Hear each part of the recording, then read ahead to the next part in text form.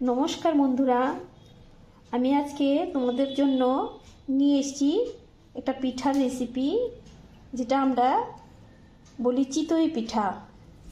তো তার জন্য আমি এখানে গোবিন্দভোগ চাল নিয়েছি। তোমরা চাইলে অন্য সিদ্ধ চাল বা আতপ চাল যে কোনো চাল নিতে পারো।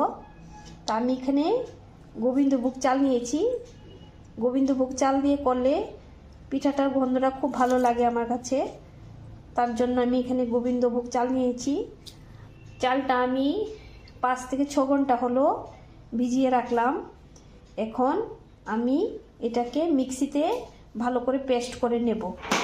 তো তার জন্য আমি মিক্সির বাটিটাতে চাল কিছুটা দিয়ে দিলাম, আর তার সাথে আমি দেব, এখানে আমি গরম জল করে নিয়েছি, হালকা গরম জল, ফুটালে চলবে না। জলটা একটু হালকা গরম থাকা অবস্থায় জলটা নামিয়ে ফেলে তারপর আমি চালটার সাথে মিশাবো আর এটাকে ভালো করে পেস্ট করে নেব। আমি এটাকে এখন ভালো করে পেস্ট করে নিই। দেখো আমার চালটাকে পেস্ট করা হয়ে গেছে। আমি এটা বেশি ঘনও রাখিনি, আবার খুব একটা পাতলাও করিনি। তো আমি এখন এই ব্যাটারটাকে 2 থেকে 3 ঘন্টা রেখে দেব। 2 থেকে 3 ঘন্টা পরই আমি এটাকে বানাবো, তাহলে পিঠাটা ভালো হবে। আর মাঝে মাঝে এটাকে আমি এইভাবে নাড়িয়ে দেব। খুব ভালো করে নাড়াতে হবে, যত নাড়াবে ততই ভালো হবে। কিছুক্ষণ পর পর আমি এটাকে এইভাবে নাড়িয়ে দেব,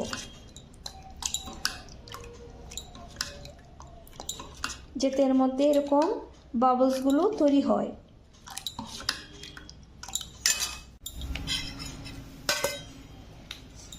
আমি এখন এটাকে একটা ঢাকা দিয়ে রেখে দেব।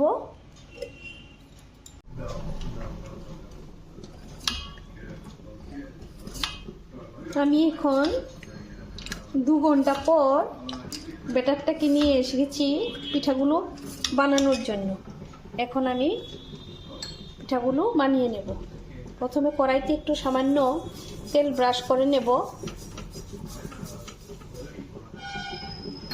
তেল ব্রাশ করে তারপর চালের গুঁড়ি ব্যাটারটাকে দিয়ে দেব। দিয়ে একটা ঢাকনা দিয়ে ঢেকে দেব, আর চারপাশটাতে একটু জল ছিটিয়ে দেব। আর তার সাথে সাথে আমি একটা ভিজা সুতির কাপড় নিয়ে চারদিকটা ভালো করে ঢেকে দেব, যাতে পিঠাটা ভালো করে সিদ্ধ হয়ে যায়।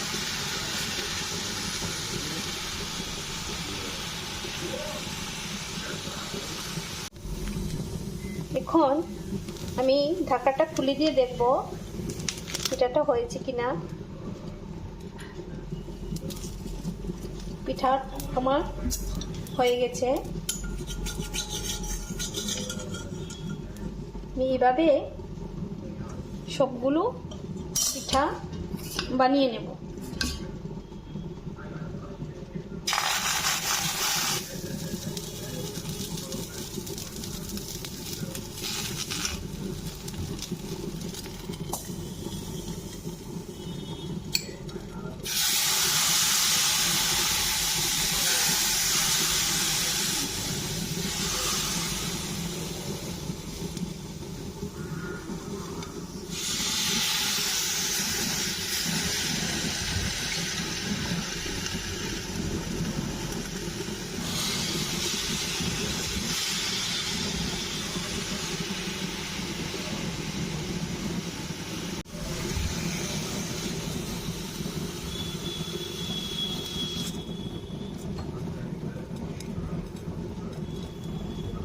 তো এই পিঠাটাও আমার হয়ে গেছে।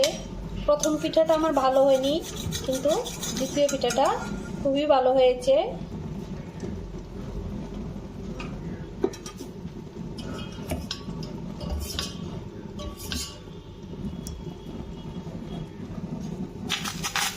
এইভাবে আমি সবগুলো পিঠা বানিয়ে নেব।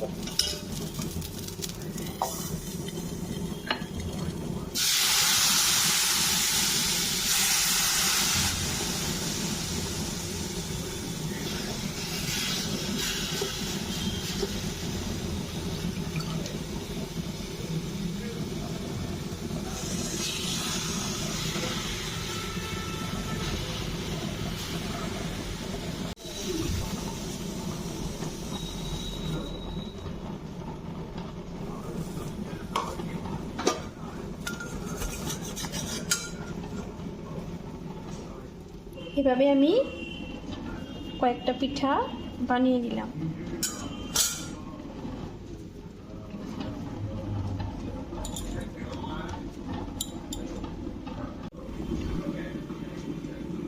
এবার আমি একটা মাটির হাঁড়িতে ট্রাই করব পিঠাটা হয় কি না। আমি মেলা থেকে এই হাঁড়িটা কিনে নিয়ে এসেছি পিঠা বানানোর জন্য। এখন দেখি পিঠা বানাতে পারি কি না।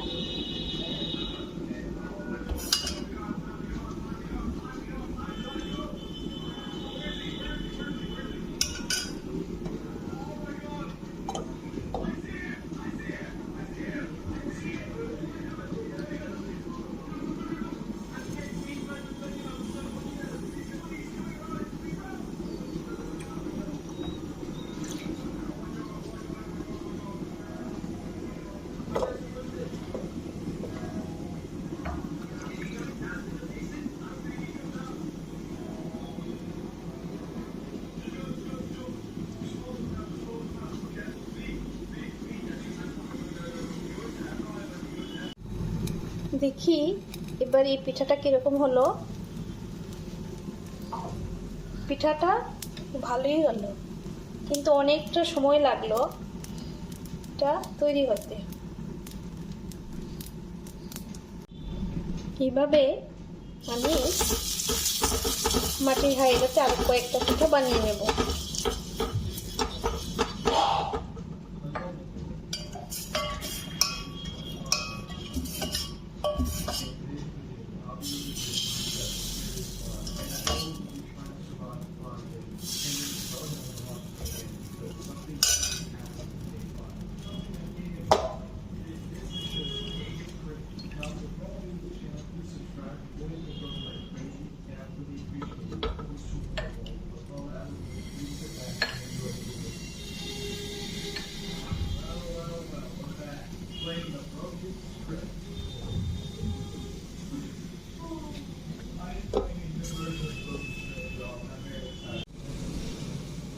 এভাবে আমি সবগুলো পিঠা বানিয়ে নিচ্ছি।